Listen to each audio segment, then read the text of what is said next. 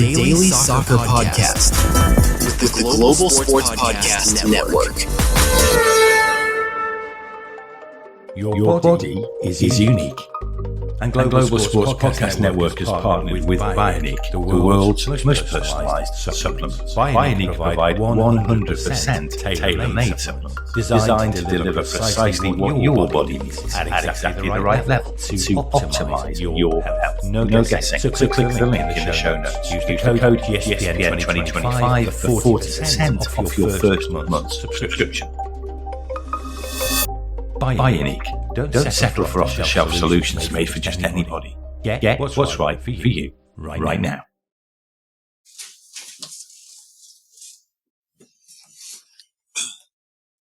If you'd raise your hand to ask a question, please, Vinny. Hi, Arne. How do you sum up tonight? Disappointing, because you play football to win a game, and that's what we didn't do. For me, it was a different loss than the one we had against Palace. Because for me, there was a lot more to like, especially in the first half, which was maybe different to the Palace game. And in the second half, it became harder and harder for us to create. First of all, because they were fighting with all they had. So you always have to give credits to them. Second of all, because we hardly played in the second half. And with hardly played, I mean the ball was hardly in play. It seemed that at times it was mistakes that were causing you more of a problem than anything Galatasaray were doing. You've spoken a number of times about the need to manage minutes, but at the same time getting a balance with continuity of selection as well. Yeah. So do you see that rotation as having an impact in those individual mistakes that kind of halted the momentum at times?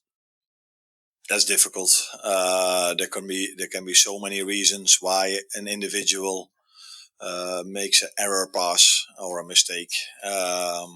What you see is, and I think I've explained this many times, that there are a few players from us that missed preseason, so you simply cannot play them every single game. Yeah, you can, but then that could become a risk of players getting injured. We see this more and more because the demands go up more and more, and if the demands go up, you have to prepare players for these demands. And so yeah, that means that it's not always that I want to rotate, but sometimes I just need to, because a player is not ready to play 3 times 90 minutes in 7 or 8 days. Because as much I like my squad so much, but we don't have 25, 26.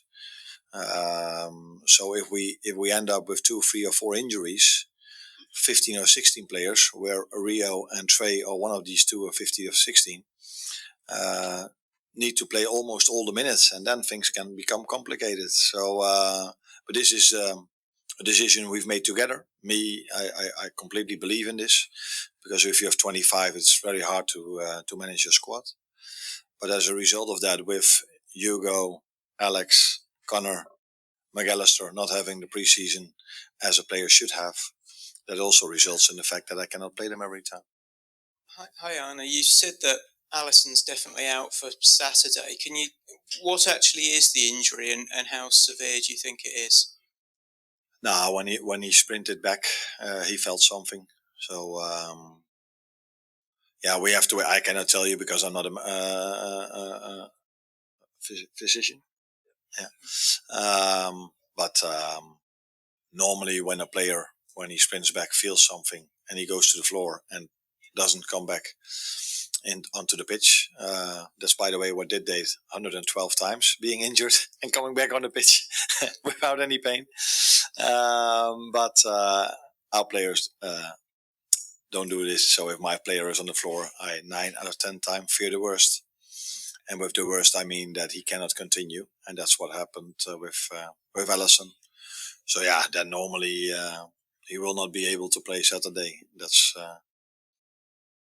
99.9%. I've already said 100%, but let's make it 99.9. But I think it's 100. Hi, Arne. Can I just check on Hugo against EK as well? It looked like he seemed to pull something when he stretched. He felt something when he had to reach for the ball. I think we all know which moment it was. When we were trying to force something. And I think at that moment of time on the other side, there was someone on the floor as well.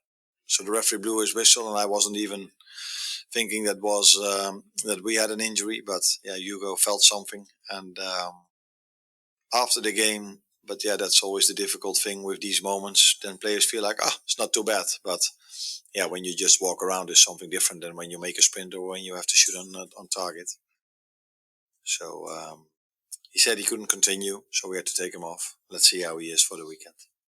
So ask you about your right side today. I know Dominic Soboslai's played at right back, but seeing Jeremy Frimpong quite high up the field, is that something you want to continue with Dominic playing at right back? Is that an issue you need to sort of resolve? Nah, Jeremy played a lot of times as a wing-back, right winger at Leverkusen. He played there in pre-season for us. He's one of the players that can replace Mo in that position. I don't see many others that can play in that position, which are favorite to them. I think Jeremy is one of his favorite positions to play there. He plays there for a national team always. So yeah, he's a player that can play there. Normally, they play with the left winger inverted and the fullback really high. So if then the left winger goes inverted, he plays on the midfield. So then Dom is on the midfield, and Jeremy is then some kind of a wingback. But they did it the opposite today, which happens more to us, that they change something. But I think both of them can play really well in that position, and I've just explained also that that Connor missed out quite a lot in pre-season. So that also means he cannot play every single game. So you then consider which game is best for which player.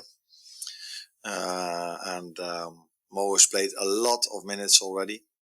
So we decided to do it today like this. And I think in the first half, I was quite happy with the way we played, actually. Last question, Mike. Did you feel the penalty was slightly harsh on you? I haven't seen it back. But there was no contact with the feet, and I don't know if you've been to all of my press conference, but the last few weeks I'm talking quite a lot about that that we are a very fair team, and I think maybe this was a situation where their player was really smart. He felt something and made it feel as if it was an unbelievable hit. And the referee said, yeah, there's contact, and then the VAR cannot overturn it if there is contact. Although he did overturn the contact in the last minute when we got a penalty. This is something we have to accept. Thank you, guys.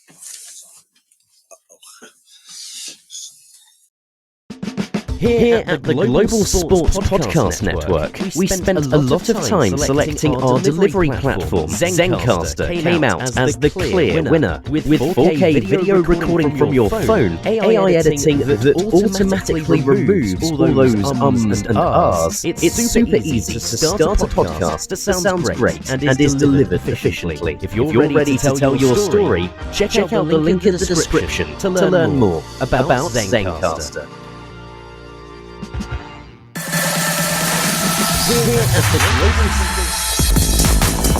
Your daily soccer podcast with the Global Sports Podcast Network.